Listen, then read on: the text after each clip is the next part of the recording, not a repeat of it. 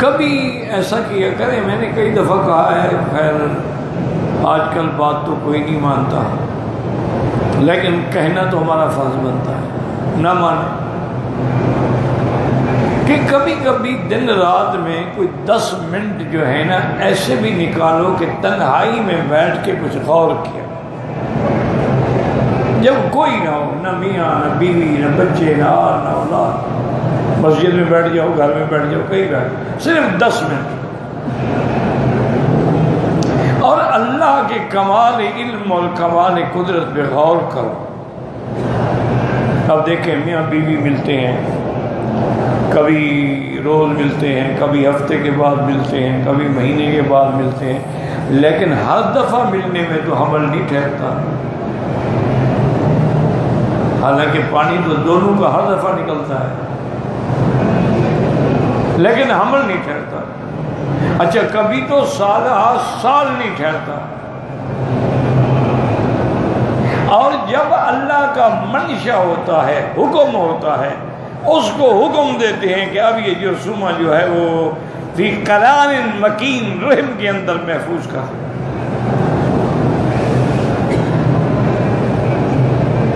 اچھا رحم کو کیسے پتہ لگتا ہے کہ اسی کو میں نے محفوظ کرنا ہے؟ اس کو کس نے علم دیا ہے؟ کوئی ڈاکٹر سکھاتا ہے اس کو؟ باقی کو تو محفوظ نہیں کرتی، اسی کو محفوظ کرتی ہے جس سے بچہ بننا ہے۔ اچھا پھر یہ دیکھو کہ محفوظ ہو گیا، اب دوڑ رہی ہے، بھاگ رہی ہے، جمپنگ کر رہی ہے، اس کے باوجود بھی وہ نہیں نکلتا، ورنہ ایک چیز ہے اس میں اندر ایک محفوظ، اسی لیے کہتے ہیں بچے گر جاتے ہیں کہ جی وہ رحم کے اعضاء جو ہیں، اعصاب جو ہیں وہ ڈھیلے ہو جاتے ہیں، تو بچہ قرار نہیں پکڑتا ہے۔ تو یہ سارا غور کریں کہ پھر 40 دن کے بعد ہی وہ تبدیل ہوتا ہے۔ اسی لیے یہ تبلیغ والے حضرات جو ہے کہتے ہیں چلہ لگاؤ کہ 40 دن کے بعد تبدیلی آتی ہے۔ آپ 40 دن تک شراب چھوڑ دیں، گناہ چھوڑ دیں، سگریٹ چھوڑ دیں، اللہ والوں کی صحبت میں آ جائیں، نمازیں پڑھیں، ذکر اذکار کریں، 40 دن کے بعد تبدیلی آئے گی تمہارے۔ اس کی وجہ یہ ہے کہ اللہ کا ایک نظام ہے کہ 40 کے بعد تبدیلی آتی ہے۔ 40 دن میں نطفہ تھا، پھر 40 دن میں حلقہ بنا، پھر مضغہ بنا، تو یہ 40 کا فرق ہے۔ اچھا اللہ نبوت ہی نہیں دیتے جب تک 40 سال نہ گزرے، تو کوئی راز تو ہے نا اس 40 کے عدد میں، کوئی حکمت تو ہے نا۔ تو اس لیے ہمیشہ یاد رکھیں کہ اللہ کے نظام پہ بیٹھ کے غور کیا۔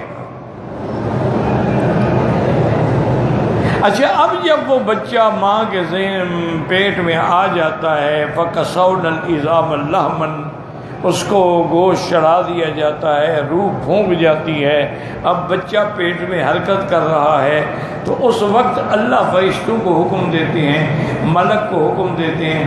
اب دیکھو کہ ملک کیسے داخل ہوتا ہے۔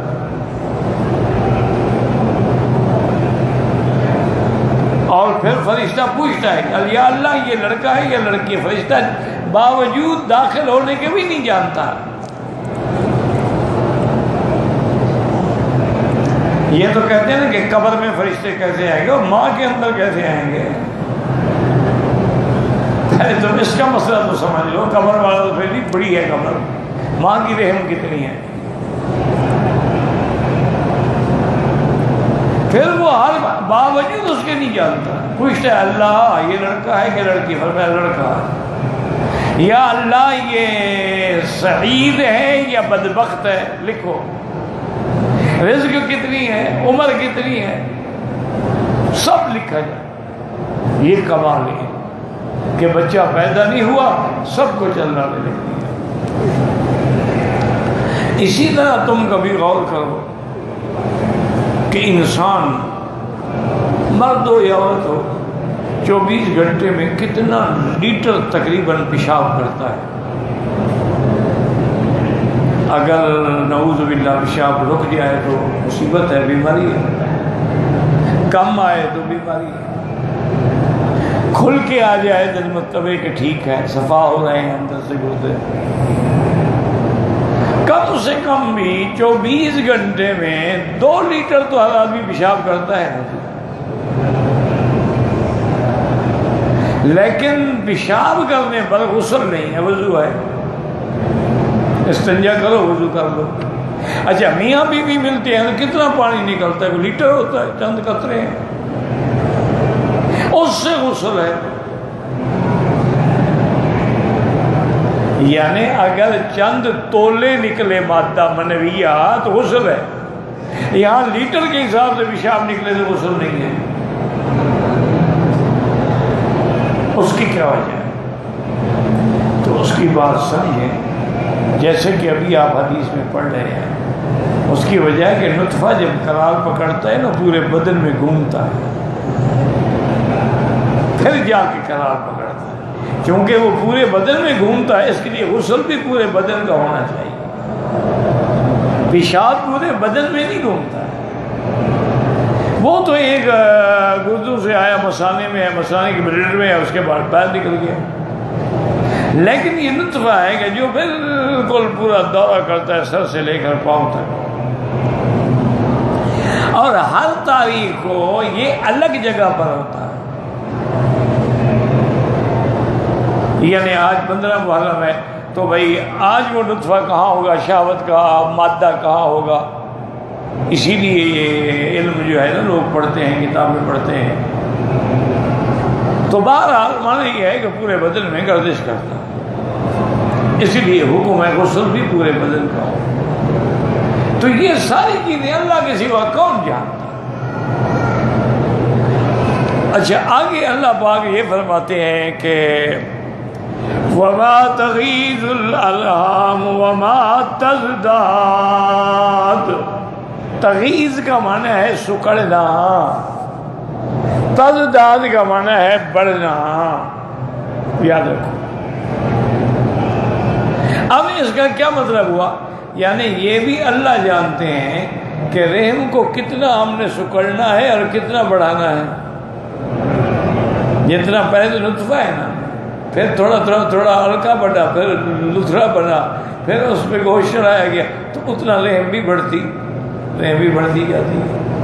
تو یہ اس کی کمی اور زیادتی جو ہے اللہ کے سوا کوئی نہیں جانتا۔ وما تغیظ الارحام وما تزداد۔ اسی لیے کتابوں میں آتا ہے کہ اگر مینا کی سرزمین میں تم چھیڑ چھاڑ نہ کرو، اس کو اس کے اپنے حالت پہ چھوڑ دو، جیسے کہ حضور نے فرمایا تھا منا من سبق، جو پہلے آیا اس کا حق ہے۔ تو کہتے ہیں کہ مینا کے اندر بھی یہ خصوصیت ہے، جیسے ماں کی رحم میں یہ خصوصیت اللہ رکھی ہے، کمزور بچہ ہو تو اتنا کھلتی ہے، بچہ موٹا تازہ ہو تو اتنا کھلتی ہے، 10 پاؤنڈ کا بچہ ہو تو اتنا کھل جاتا۔ تو یہ سرزمین مینا بھی ایسی ہے کہ قیامت تک جتنے آدمی آئیں گے سب اس میں سما جائیں گے۔ انہوں نے کہا یہ بھی اس کی خصوصیت ہے، لیکن اب ہم نے خود چونکہ چھیڑ دیا تو لہٰذا وہ برکت ختم ہو گئی، کیونکہ ہمارا ایکان جو ہے وہ تو اب ہم نے بلڈنگیں بنائی، جگہ بنائی، یہ کیا، تو وہ بات تو نہ رہی۔ اگر ہم اللہ پہ یقین کرتے ہوئے ان کو اسی حالت میں چھوڑ دیتے جس حالت میں حضور پاک کے زمانے میں تھی، تو کبھی بھی الحمدللہ کمی نہ آتی۔